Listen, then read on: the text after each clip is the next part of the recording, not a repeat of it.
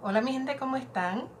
Mi nombre es Alba Mar, me pueden decir Alba, el canal se llama Serial, estamos aquí para hablar de libros y algunos de ellos en español desde Puerto Rico. Hello, my name is Alba Mar, you may call me Alba. The channel name is Serial and we're here to talk about books and some of them in Spanish from Puerto Rico.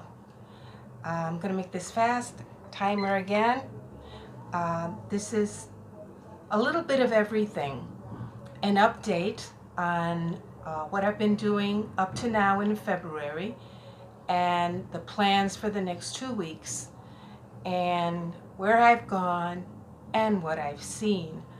Yeah, because I had to get out of the house, because when I'm in the house, I will do other things like cook and wash and clean and procrastinate on my reading and do things like Jay Shay does and put covers on books.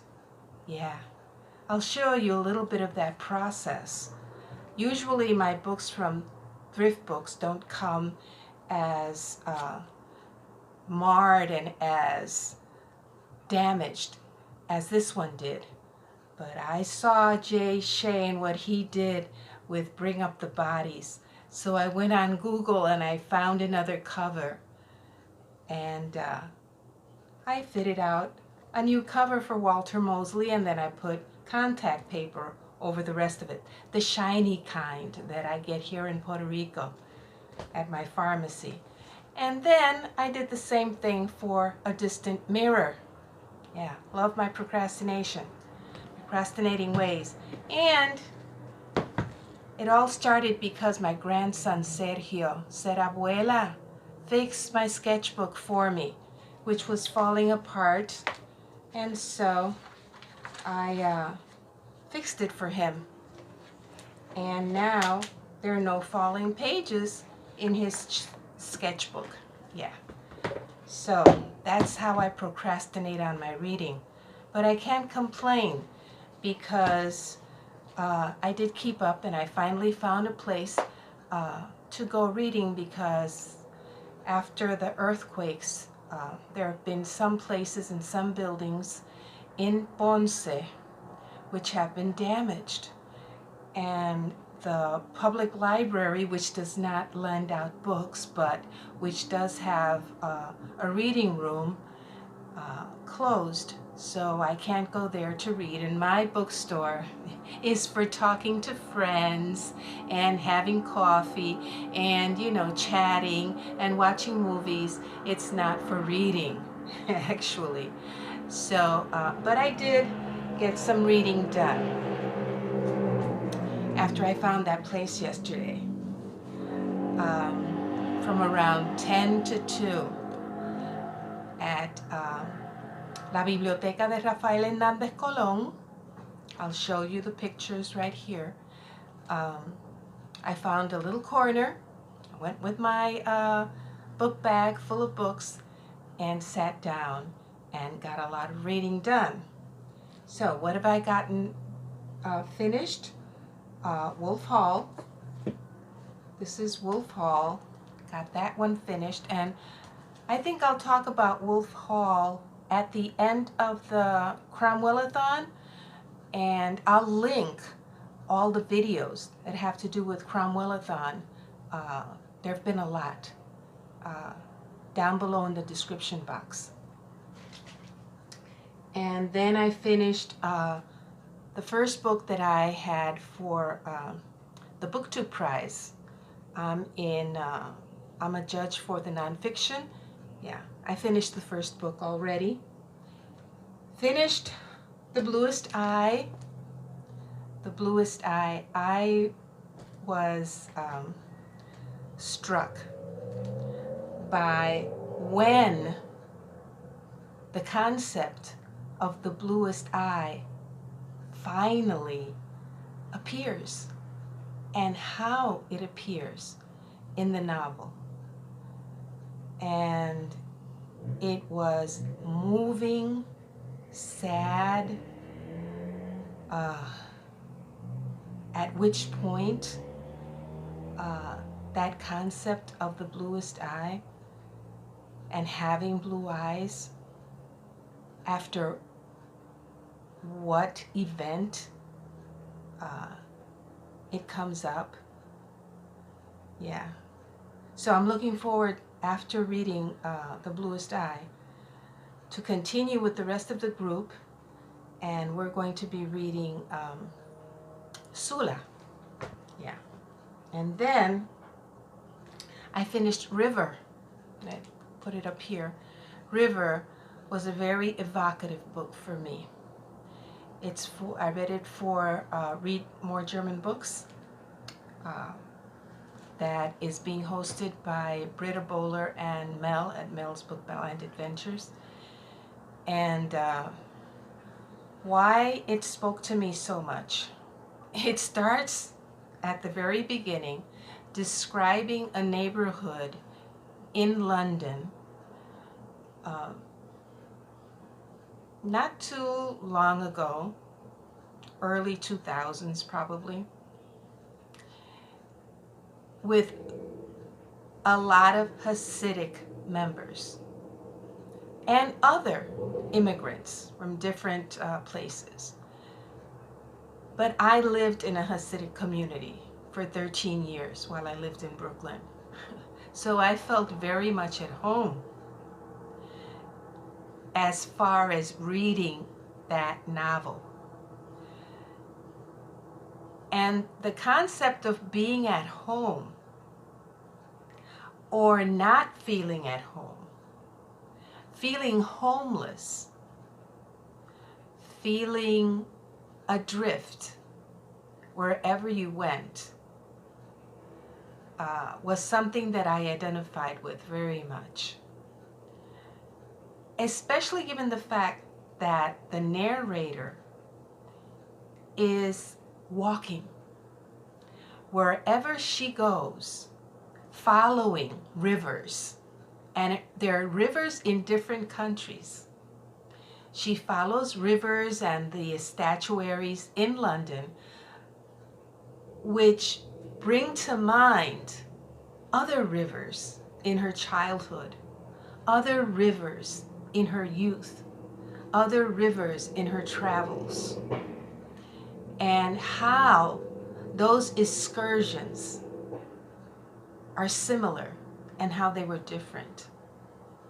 But you could see a pattern, and you could tell, or I could tell when I was reading that book, that one excursion would lead to a memory of another river in another place.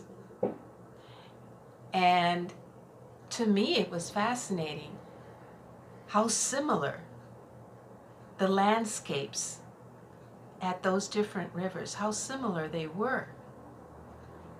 And it called to mind when I was in Brooklyn and there was public transportation, and I used to walk a lot, just like the narrator of this book. And when you are walking a lot in a space, in a place which is unfamiliar to you, which is not your true home, which is not from where you are.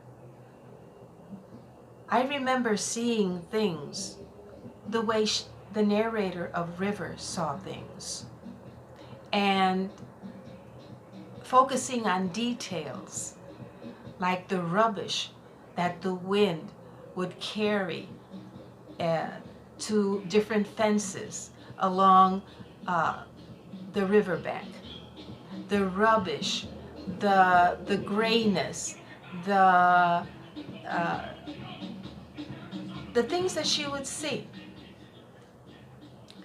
Yeah, I really, really appreciated, and that is the word, I really appreciated the atmosphere, the tone of River at this particular moment in my life,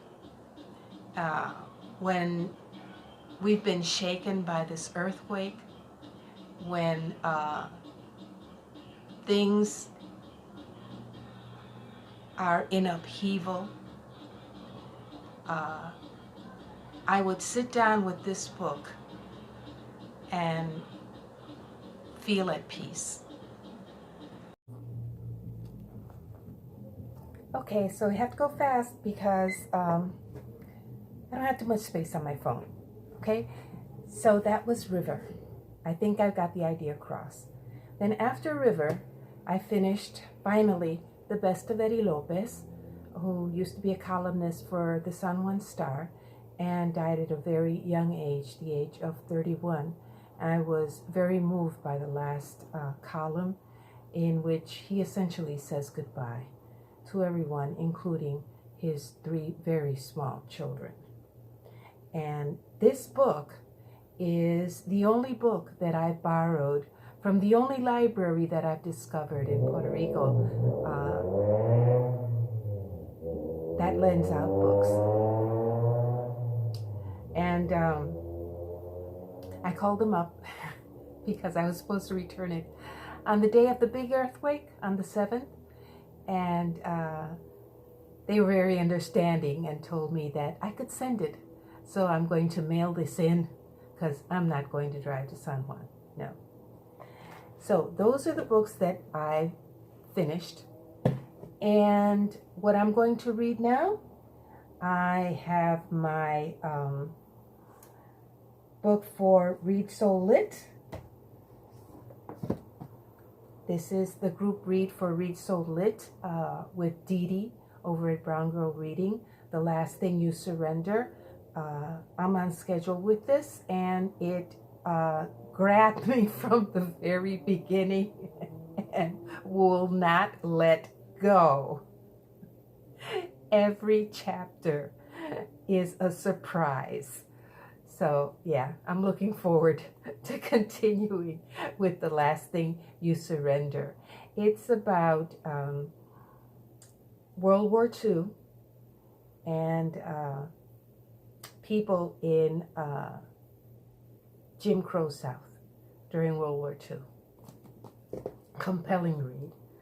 Continuing with the Toni Morrison read-along that's taking place, and this time we're going to continue with Sula.